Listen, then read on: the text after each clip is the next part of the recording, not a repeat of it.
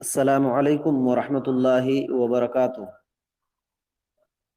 الحمد للہ والصلاة والسلام علی رسول اللہ صلی اللہ علیہ وسلم وعلی آلہ وصحبہ اجمعین وبعد۔ قال اللہ سبحانہ وتعالی ان کل شیء خلقناہ بقدر۔ تمام قسم کی تعریف اللہ تعالیٰ ہی کے لیے ہے، عبادتیں اللہ تعالیٰ ہی کے لیے ہیں، اور تمام نبیوں، رسولوں، پیغمبروں پر اللہ تعالیٰ کی رحمتیں، برکتیں نازل ہوں، خاص طور پر ہمارے آخری نبی جناب محمد الرسول اللہ صلی اللہ علیہ وسلم پر، جن کے ذریعے سے ہم کو صحیح دین، صحیح طریقہ معلوم ہوا ہے۔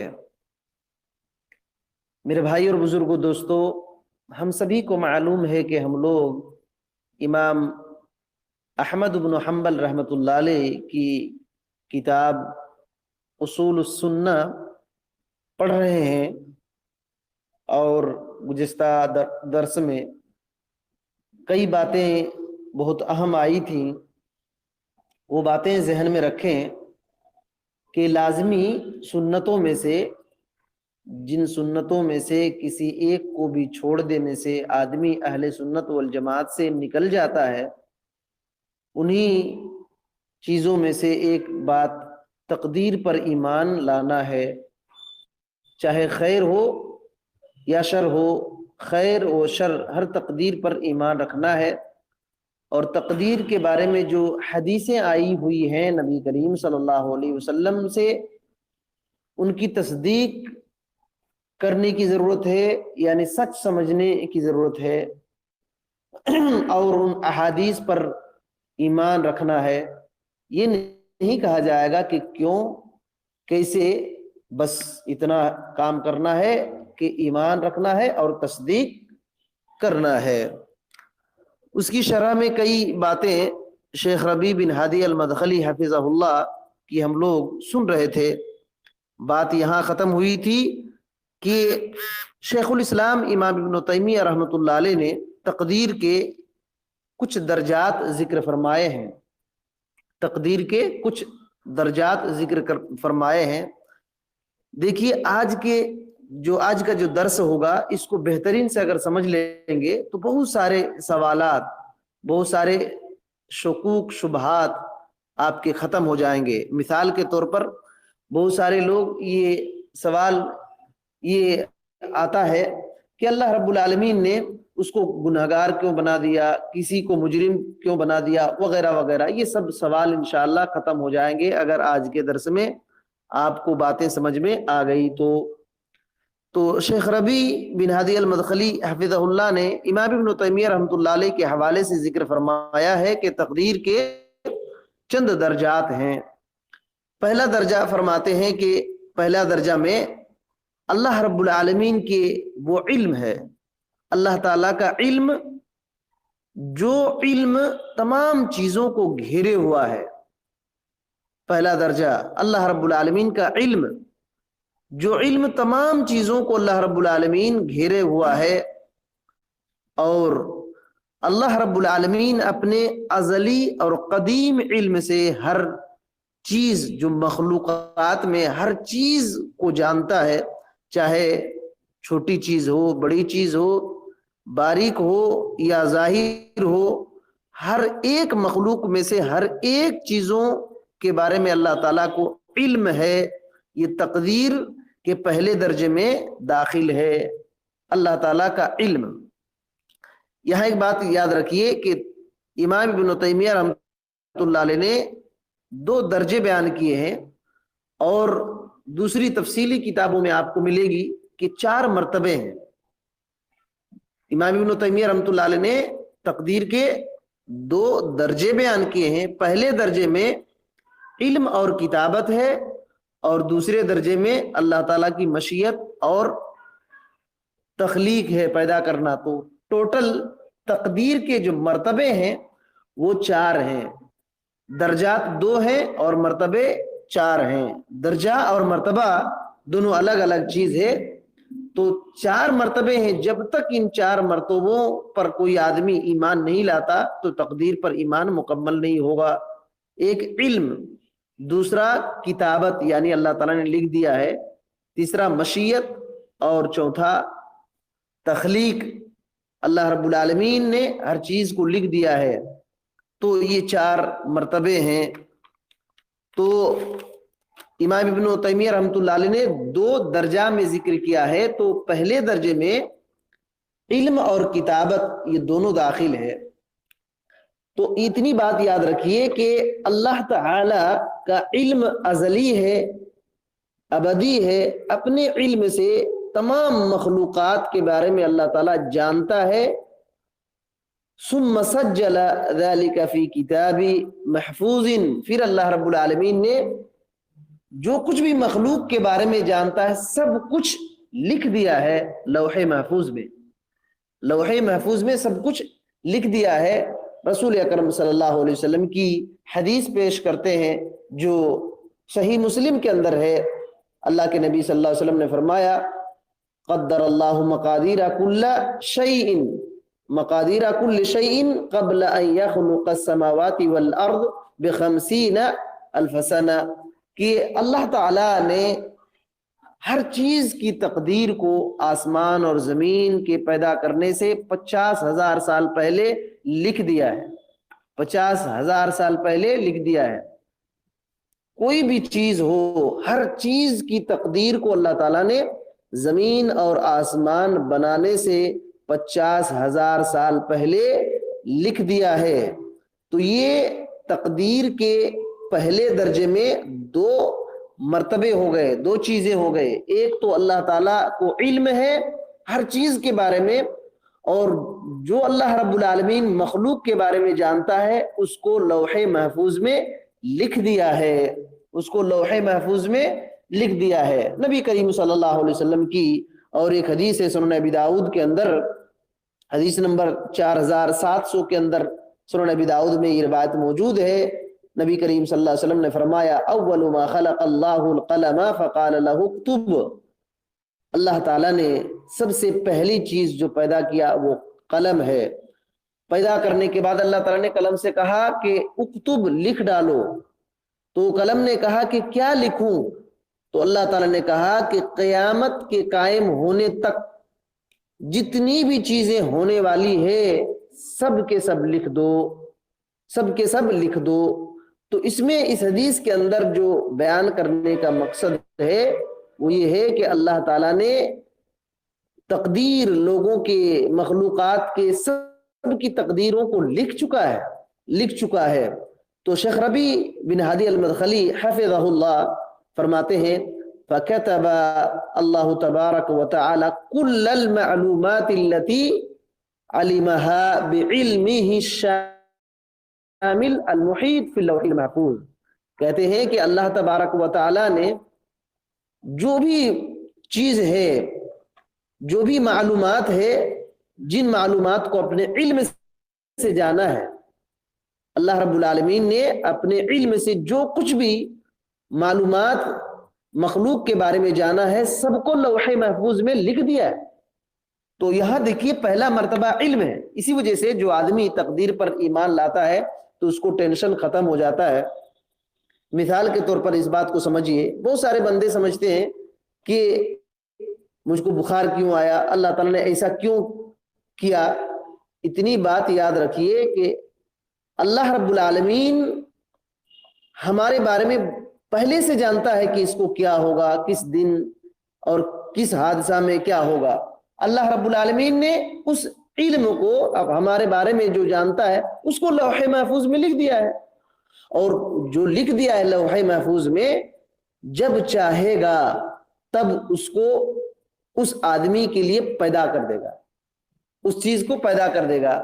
اللہ رب العالمین جانتا ہے ہمارے بارے میں کہ ہم کب مریں گے، اللہ تعالیٰ نے اپنے علم سے اس کو لکھ دیا ہے، پھر جب چاہے گا اللہ رب العالمین ہماری موت کو پیدا کر دے گا، یہ بات ہے۔ اسی وجہ سے جو کچھ بھی ہم کو ہونے والا ہے اور ہو رہا ہے سب کچھ اللہ تعالیٰ کو پتا ہے، سب کچھ اللہ تعالیٰ کو پتا ہے۔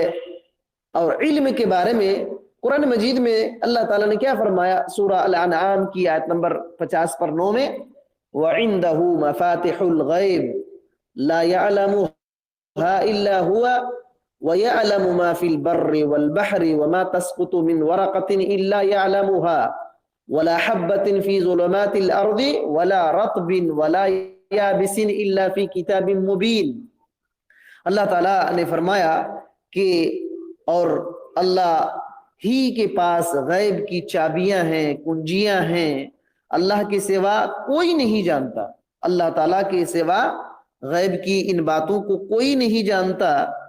اور اللہ تعالیٰ نے فرمایا کہ وہ تمام چیزوں کو جانتا ہے، وہ تمام چیزوں کو جانتا ہے، جو کچھ خشکی میں ہے، جو کچھ دریاؤں میں ہے، اور کوئی پتا نہیں گرتا مگر اللہ رب العالمین کے علم میں وہ بات ہے کہ کون سا پتا گر رہا ہے، اور کوئی دانہ زمین میں تاریکی اندھیرے میں گھستا ہے، یا تو کوئی تری میں جاتا ہے، ہر تری اور سوکھے چیز کو بھی اللہ رب العالمین جانتا ہے۔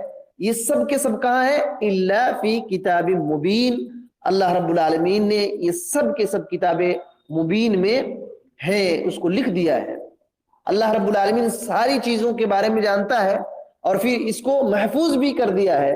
تو شیخ ربیع بن ہادی المدخلی حفظہ اللہ فرماتے ہیں کہ فاللہ علیم بکل شیء، اللہ رب العالمین ہر چیز کے بارے میں جاننے والا ہے، اور ان چیزوں کے بارے میں جو کچھ جانتا ہے اللہ رب العالمین ہر چیز کے بارے میں جانتا ہے، تو ان اپنے علم سے ان چیزوں کے بارے میں لوح محفوظ میں لکھ دیا ہے۔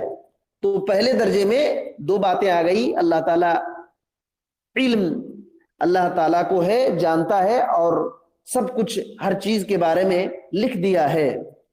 دوسرا درجہ فرماتے ہیں ثم الدرجۃ الثانیہ وہی الایمان بمشیۃ اللہ العامہ الشاملہ لکل الاشیاء، فرماتے ہیں کہ دوسرے درجے میں یہ بات ہے کہ اللہ تعالیٰ کی اس مشیت پر ایمان لانا ہے، جو مشیت بولے تو چاہت، مشیت بولے تو چاہت، اللہ کے چاہنے ہی سے ہر سب کچھ ہوتا ہے۔ تو اللہ تعالیٰ کی مشیت، اللہ کی چاہت میں، چاہت کے بارے میں ایمان رکھنا ہے، جو چاہت اور مشیت ہر چیز کو شامل ہے، ہر چیز کو شامل ہے، جو کچھ بھی ہم ارادہ وغیرہ کرتے ہیں تو اللہ سبحانہ و تعالی کے چاہنے سے ہی ہوتا ہے، اللہ تعالیٰ کے چاہنے سے ہی ہوتا ہے۔ تو ایمان اس کے بارے میں لانا ہے۔ اور کیا ہے اس درجے میں؟ اور ایک چیز ہے، یہ تیسری چیز ہو گئی کہ اللہ رب العالمین کی مشیت میں ایمان لانا ہے۔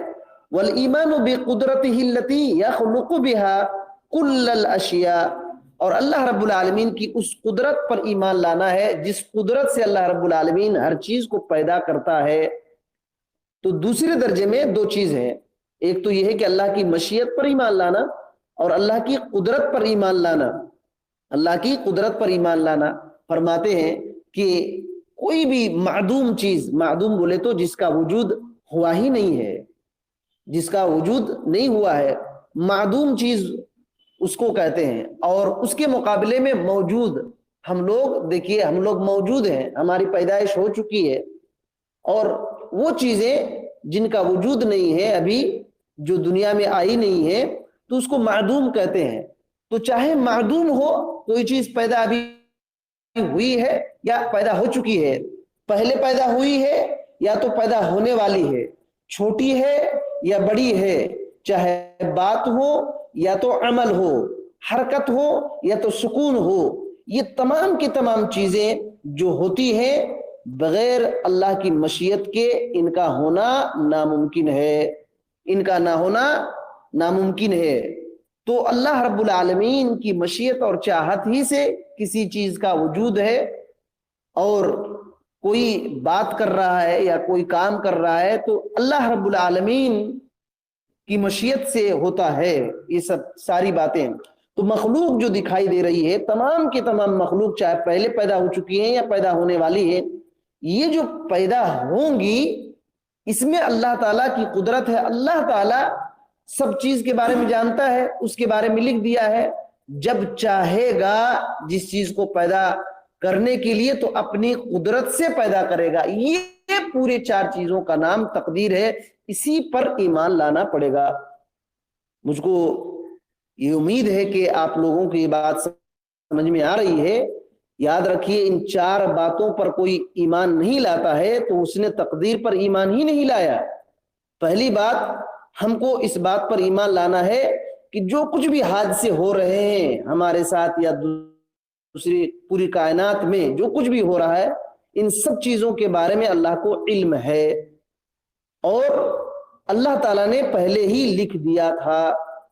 اور تیسری بات یہ ہے کہ اسی وقت یہ سب ہوتے ہیں جب اللہ تعالیٰ چاہتا ہے. اور کیسے ہوتے ہیں؟ اللہ کی قدرت سے ہوتے ہیں. اللہ تعالیٰ ان کو پیدا کرتا ہے تب ہوتے ہیں. یہ 4 باتوں کو ملا کر کے یہ تقدیر ہوتی ہے. جو بندہ پریشان ہے تو اس کو یہ سمجھنا چاہیے کہ اللہ تعالیٰ نے پہلے ہی لکھ دیا تھا. اس میں خیر ہے. اللہ تعالیٰ ہمارے لیے ہو سکتا ہے خیر لکھا ہے. مثال کے طور پر بخار آ گیا تو نبی کریم صلی اللہ علیہ وسلم کی حدیث سے معلوم ہوتا ہے کہ بخار سے گناہ جھڑتے ہیں. بندے کو سمجھ ہی میں نہیں آ رہا ہے کہ کیوں بخار آ گیا, اللہ نے کیسے کر دیا, ایسے کیوں کر دیا. یہ سب بولنے کی ضرورت نہیں ہے, بولنے کی ضرورت نہیں ہے. بہرحال تو شیخ ربیع بن ہادی المدخلی حفظہ اللہ فرماتے ہیں ما ذالک صلی اللہ الرسول, اس کے باوجود بھی یعنی اللہ تعالیٰ کو علم ہے, لکھ دیا ہے, سب کچھ اسی کی قدرت سے ہوگا. جو کائنات میں جو کچھ بھی ہونے والا ہے سب اسی کی چاہت اور قدرت سے ہوگا. پھر بھی اللہ تعالیٰ نے رسولوں کو بھیجا, پھر بھی اللہ تعالیٰ نے رسولوں کو بھیجا, پھر بھی اللہ تعالیٰ نے کتابوں کو نازل کیا اور پھر بندوں کو مکلف بنایا, ذمہ داری دیا. جن باتوں کو اللہ تعالیٰ نے حکم دیا اور جن چیزوں سے روکا ہے, چاہے وہ عقیدے کے بارے میں ہو, عبادت کے بارے میں ہو, تو ہر چیز کے بارے میں, عقیدہ اور عبادت کے بارے میں اللہ تعالیٰ نے حکم بھی دیا. حالانکہ اللہ تعالیٰ کو معلوم ہے کہ کیا کرے گا کیا نہیں, اور اللہ تعالیٰ کو یہ اللہ تعالیٰ ہی کی مشیت اور اللہ تعالیٰ ہی کی قدرت سے ہوگا. لیکن پھر بھی اللہ تعالیٰ نے رسولوں کو بھیجا اور کتابوں کو نازل کیا ہے. تو کہتے ہیں فَالْمُطِيعُ يُطِيعُ بِاخْتِيَارِهِ وَإِرَادَتِهِ, تو فرما بردار بندہ وہ ہے جو اپنے ارادے اور اختیار سے جو کچھ کرتا ہے. وَذَلِكَ لَا يُنَافِي مشیت اللہ, اور یہ چیز اللہ کی مشیت کے خلاف نہیں ہے.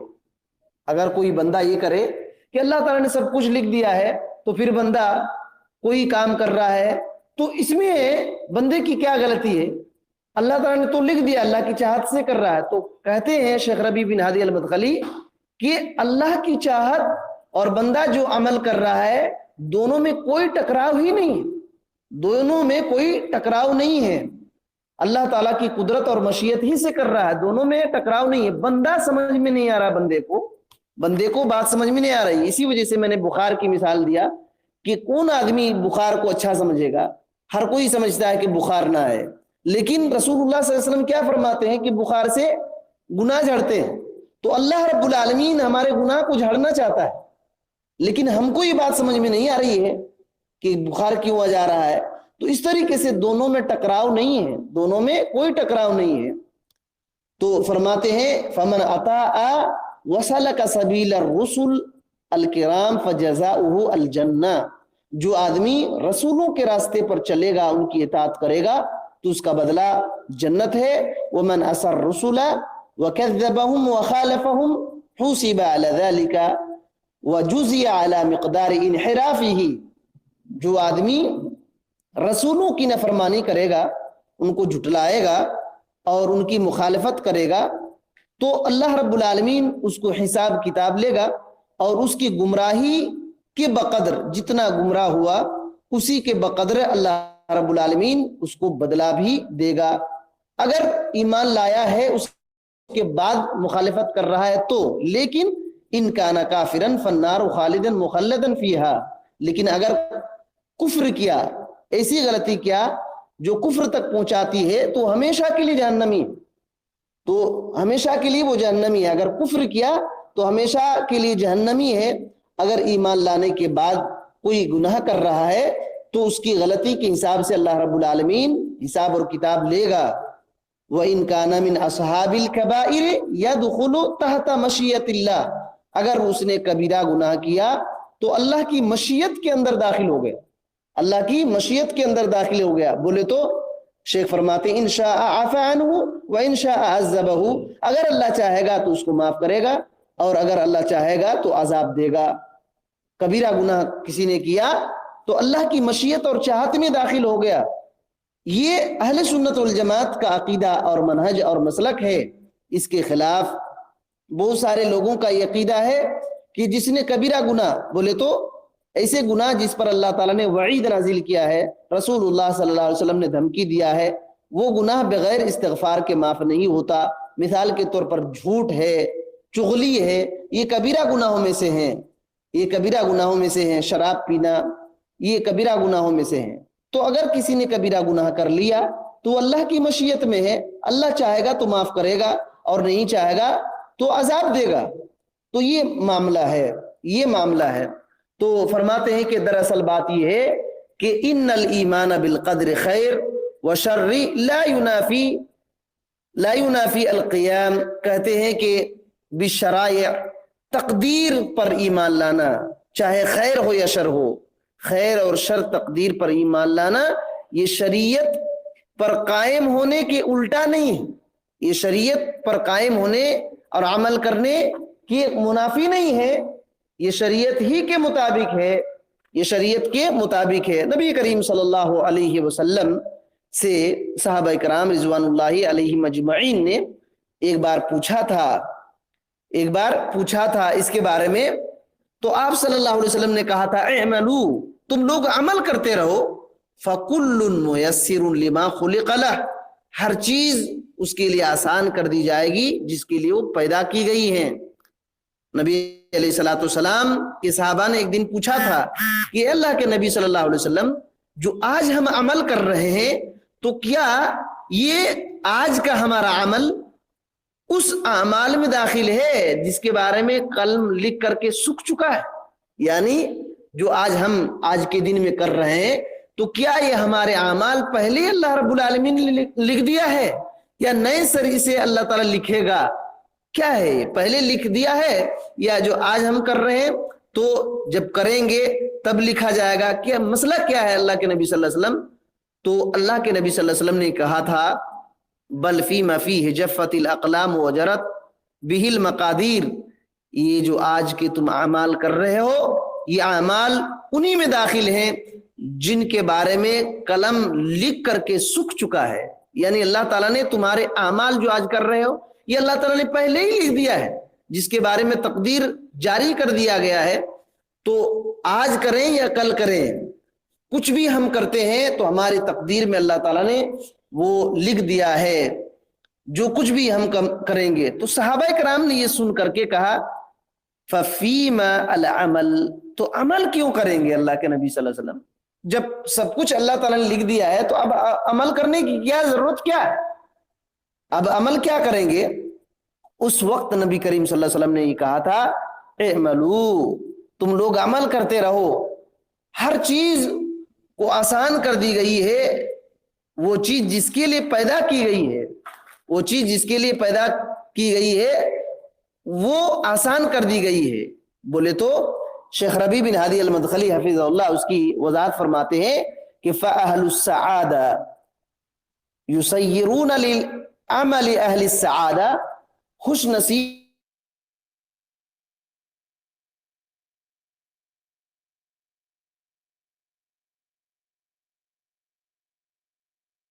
मैसेज आया तो बात क्या है कि खुश नसीब जो है सादतमंद नेक लोगों के बारे में अल्लाह ताला ने नेक लोगों के जो आमाल होते हैं इसको आसान कर दिया है। वह अहलुश शकावा और बदबख्त जो किस्म के लोग हैं, बदबख्त लोगों के जो आमाल होते हैं वो आमाल बदबख्तों के लिए आसान कर दिया गया है। इसी वजह से कहा इअमलू, तुम लोग अमल करते रहो। यानी शेख फरमाते हैं यानी इअमलू बिशराइल्लाह, अल्लाह की शरीयत पर अमल करो। وَعْمَلُوا بِمَا جَاءَتْ بِهِ الرُّسُلُ، اور رسول اللہ صلی اللہ علیہ وسلم جو کچھ بھی لائے ہیں اس پر عمل کرتے رہو. اطیعوا الرسول، رسول اللہ صلی اللہ علیہ وسلم کی اطاعت کرو. کیوں؟ لِأَنَّ اللَّهَ أَعْطَاكَ اختیاراً، کیونکہ اللہ تعالیٰ نے تم کو اختیار دیا ہے. اللہ تعالیٰ نے اختیار دیا ہے. وَأَعْطَاكَ قُدْرَةً، اور تم کو قدرت بھی دیا ہے. اللہ تعالیٰ نے طاقت بھی دیا ہے. یاد رکھیے اللہ تعالیٰ نے انسان کو پیدا کرنے کے بعد اختیار بھی چند چیزوں کا دیا ہے اور قدرت بھی دیا ہے، اور بہت ساری باتوں کا اختیار نہیں دیا ہے. مثال کے طور پر آپ سورج کو ادھر سے ادھر نہیں کر سکتے، آپ کی اختیار میں نہیں ہے، آپ کی قدرت میں نہیں ہے، لیکن آپ وضو بنا سکتے ہیں، گھر سے آ سکتے ہیں، نماز پڑھ سکتے ہیں، کھڑے ہو کر نماز پڑھ سکتے ہیں. تو اللہ تعالیٰ نے اختیار دیا ہے. تو اختیار اللہ تعالیٰ نے جو دیا ہے، فرماتے ہیں وَآتَاكَ عَقْلًا، اور اللہ تعالیٰ نے عقل بھی دیا ہے، جس عقل کے ذریعے سے تم تمیز کرتے ہو حق کیا ہے، باطل کیا ہے، ہدایت کیا ہے، گمراہی کیا ہے، اطاعت کیا ہے، معصیت کیا ہے، یعنی نیکی کیا ہے، گناہ کیا ہے. حق باطل، ہدایت اور گمراہی، اور نیکی اور برائی، گناہ، اس سب کے بارے میں تم عقل سے تم سمجھتے ہو، فرق کرتے ہو. اللہ تعالیٰ نے وہ عقل بھی تم کو دیا ہے. اور اللہ تعالیٰ یہ جو اختیار دیا ہے، قدرت دیا ہے اور عقل دیا ہے، ان تینوں چیزوں کی بنیاد پر ہمارا حساب اور کتاب لے گا. کیونکہ یہ جو اختیار ہے اور طاقت ہے کسی کام کرنے کا، اور عقل جو دیا ہے، یہ ایسے آلات ہیں، یہ ایسی چیزیں ہیں جو ہم کو حیوان سے، جانوروں سے الگ کرتی ہیں، جانوروں سے الگ کرتی ہیں. اور جمادات بولے تو وہ چیزیں جو چل نہیں سکتی ہیں اور ایک ہی جگہ پر رہتی ہیں، جیسے پتھر وغیرہ ہیں، پتھر وغیرہ جمادات میں شمار ہوتے ہیں. تو یہ جو اللہ تعالیٰ نے ہم کو اختیار دیا ہے اٹھ کے بیٹھنے کا، جانے کا، نماز پڑھنے کا، وغیرہ وغیرہ کرنے کا، اور جو طاقت دیا اور جو عقل دیا ہے، یہ ساری چیزیں ہم کو حیوان سے، جانوروں سے اور جمادات سے الگ کرتی ہیں. اور اسی بنیاد پر اللہ تعالیٰ ہم کو حساب اور کتاب لے گا. پتھروں سے حساب اللہ رب العالمین کیا لے گا؟ ہم کو اللہ تعالیٰ نے یہ ساری چیزیں دیا ہے، تو ہم کو حساب یہ اللہ تعالیٰ لے گا. اسی کی بنیاد پر جزا اور سزا بھی مرتب ہوں گے، جزا اور سزا بھی مرتب ہوں گے. تو اللہ تعالیٰ نے نماز پڑھنے کا حکم دیا، اس کی طاقت بھی دیا اور عقل بھی دیا. تو یہ بات ہے. اسی وجہ سے کہا گیا کہ عمل کرتے رہو. اللہ تعالیٰ نے جو کچھ بھی ہمارے بارے میں لکھا ہے ہم کو معلوم نہیں، ہمارا کام صرف عمل کرنا ہے، ایمان لانا ہے، تصدیق کرنا ہے. کیا اللہ تعالیٰ نے ہمارے بارے میں لکھا ہے ہم کو پہلے سے معلوم نہیں ہے. اسی وجہ سے شریعت اللہ تعالیٰ نے بنایا، نبیوں کو بھیجا، کتابیں نازل کیا تاکہ علم سکھائے اور شریعت پر عمل کرتا رہے، لوگ شریعت پر عمل کرتے رہے. یہی وجہ ہے. تو کہتے ہیں ایک بات یہاں یہ بھی ہے، وَالتَّصْدِيقُ بِالْأَحَادِيثِ فِيهِ، تقدیر کے بارے میں جو حدیثیں ہیں اس کو سچا جاننا بھی ہے. تو یاد رکھیے تقدیر جو ہے نا، تقدیر کے بارے میں جتنی بھی احادیث ہیں، جیسے کہ جبریل علیہ السلام والی حدیث جبریل جو ہے، جس کے اندر ہے کہ تقدیر اچھے برے ہوں اس پر ایمان لایا جائے کہ اللہ تعالیٰ کی طرف سے ہے. تو جتنے بھی اس قسم کے احادیث ہیں جو تقدیر کے بارے میں ہیں، ان سب پر ایمان لانا ضروری ہے. یہاں اور ایک بہت ہی اہم نقطہ سمجھ لیجئے کہ تقدیر کے بھی کئی قسمیں ہیں، تقدیر کے درجات ہیں، تقدیر کے مراتب ہیں، لیکن تقدیر کے بھی قسم ہیں. ایک ہوتا ہے عام تقدیر، جیسے کہ شیخ ربیع بن ہادی المدخلی حفظہ اللہ تعالیٰ نے فرمایا کہ اللہ کے نبی صلی اللہ علیہ وسلم نے جو حدیث جبریل میں یہ فرمایا کہ تقدیر پر ایمان لانا، اچھے اور برے سب اللہ تعالیٰ کی طرف سے ہیں، اس میں عام تقدیر ہے. ایک ہوتا ہے عام تقدیر کے چار قسمیں انہوں نے یہاں ذکر فرمایا. ایک عام تقدیر، اور ایک تقدیر عمری، تیسرا تقدیر سنوی، چوتھا تقدیر یومی. اس بات کو سمجھیے، بہت اہم نقطہ ہے. عام تقدیر میں کائنات میں جتنی بھی چیزیں ہونے والی ہیں سب اس کے اندر شامل ہیں، سب کچھ اللہ تعالیٰ نے لوح محفوظ میں لکھ دیا ہے. اس کو کہتے ہیں عام تقدیر. عام تقدیر میں پوری مخلوقات کی ہر تقدیر شامل ہے، جو کچھ قیامت تک ہونے والا ہے سب اللہ رب العالمین نے لکھ دیا ہے. یہ عام تقدیر ہے. اور تقدیر عمری کیا ہے؟ حدیث مسعود، حضرت عبداللہ بن مسعود رضی اللہ تعالی عنہ کی حدیث میں ہے. کیا ہے اس حدیث میں؟ یہ حدیث کہاں ہے؟ یہ بخاری کے اندر یہ روایت موجود ہے، کتاب القدر کے اندر. آپ حدیث نمبر دیکھ سکتے ہیں 6590/4 کے اندر یہ روایت بخاری میں موجود ہے. اللہ کے نبی صلی اللہ علیہ وسلم نے فرمایا کہ تم میں سے آدمی ماں کے پیٹ میں نطفہ کی شکل میں 40 دن تک رہتا ہے. 40 دن تک رہتا ہے، پھر علقہ بنتا ہے، خون کا لتھڑا بنتا ہے 40 دن تک، پھر 40 دن تک وہ مضغہ رہتا ہے، گوشت کا لتھڑا بنتا ہے، 40 دن تک اسی طرح ہوتا ہے. تب اللہ رب العالمین ایک فرشتے کو بھیجتا ہے. یعنی 140 3 40 ہو گئے تو کتنا ہو گئے؟ 120 دن، 4 مہینہ بندہ جب رہتا ہے ماں کے پیٹ میں، تب اللہ رب العالمین فرشتے کو بھیجتا ہے اور 4 کلموں کو لکھنے کا حکم دیتا ہے. کیا؟ بندے کے رزق کے بارے میں لکھنے کا حکم دیتا ہے اور فرشتے اس کو لکھ دیتا ہے. اس کے اجل کے بارے میں، کتنا دن جیے گا اس کے بارے میں اللہ تعالیٰ لکھ دیتا ہے، اور اس کے عمل کے بارے میں لکھ دیتا ہے. یہ 3 باتیں ہوئی. اور وہ نیک ہوگا یا برا ہوگا، یہ 4 باتیں ماں کے پیٹ میں جب بندہ 4 مہینہ رہتا ہے فرشتے اللہ تعالیٰ بھیج کر کے لکھوا دیتا ہے. اب یہ کوئی نہ سمجھے کہ فرشتہ ماں کے پیٹ میں کیسے گھس جاتا ہے. یہی بات ہے، اسی وجہ سے فرمایا کہ تصدیق کرنا ہے. جو حدیث تقدیر کے بارے میں ہے اس کو سچ سمجھنا ہے، بندے کو دماغ میں گھسے نہ گھسے. اب یہ ڈھونڈنے اور تحقیق کرنے کی ضرورت ہی نہیں کہ فرشتہ ماں کے پیٹ میں کیسے چلا گیا، اور ایک پوری دنیا میں کتنے مائیں وہ حمل سے رہتی ہیں، ہر ایک کے پیٹ میں فرشتے کیسے گھس جاتے ہیں. یہ کچھ دماغ دوڑانے کی ضرورت نہیں، اللہ کے نبی صلی اللہ علیہ وسلم نے فرما دیا. اسی وجہ سے اس کو کہتے ہیں صادق المصدوق، حدیث رسول. یہ جو ہے حضرت عبداللہ بن مسعود رضی اللہ تعالی عنہ نے جب بیان کیا تو انہوں نے کہا تھا قال الصادق المصدوق. نبی علیہ الصلوۃ والسلام کے بارے میں کہا تھا کہ آپ صلی اللہ علیہ وسلم سچے بولنے والے ہیں اور آپ کی تصدیق کی گئی ہے. تو آپ صلی اللہ علیہ وسلم جو کچھ بھی بولتے تھے وہ سچ ہوا کرتا تھا، اور آپ جھوٹ نہیں بولیں گے. یہ بات اللہ تعالیٰ کی طرف سے وہی ہوا کرتی ہے. تو ان باتوں پر ہمیں ایمان رکھنا ہے. تو یہ جو حدیث ہے جو ماں کے پیٹ میں لکھنے والی، اسی کو کہتے ہیں تقدیر عمری. اس کو کہتے ہیں تقدیر عمری. اور ایک ہے تقدیر سنوی. وقت بھی کافی ہونے چلا ہے. تقدیر سنوی بولے تو تھوڑا سمجھ لیجئے. تقدیر سنوی یہ ہے کہ سال بھر کیا ہونے والے ہیں اللہ تعالیٰ فرشتوں کو حکم دیتا ہے لکھنے کا لیلۃ القدر میں. سورہ دخان کی 3 4 آیت میں وہی بات ہے اِنَّا أَنزَلْنَاهُ فِي لَيْلَةٍ مُبَارَكَةٍ. اللہ تعالیٰ نے فرمایا کہ ہم نے مبارک رات میں اس قرآن کو نازل کیا. اِنَّا كُنَّا مُنذِرِينَ، ہم ڈرانے والے ہیں. فِيهَا يُفَرَّقُ كُلُّ أَمْرٍ حَكِيمٍ، اسی رات میں ہر مضبوط امر لکھ دیے جاتے ہیں، فیصلے کیے جاتے ہیں. تو یہ لیلۃ القدر والی رات ہے. اور سورۃ القدر ایک سورہ ہی ہے. تو اس رات میں فیصلے کیے جاتے ہیں.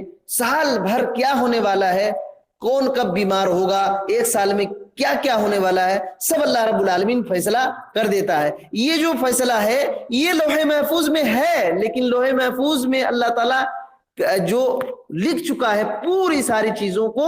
اب ایک سال میں اس سال کیا ہونے والا ہے لیلۃ القدر میں اللہ تعالیٰ فرشتوں کو حکم دیتا ہے لکھنے کا اور پھر لکھ دیتے ہیں. اسی کو کہتے ہیں تقدیر سنوی. سالانہ سنوی بولے تو سالانہ، ایک سال کے. بہت سارے لوگ اس آیت کریمہ سے دھوکہ کھا جاتے ہیں اور اس کو لیلۃ المبارکہ ہے تو شب برات ترجمہ کرتے ہیں، جو انتہائی غلط ہے. شب برات اس سے مراد نہیں ہے.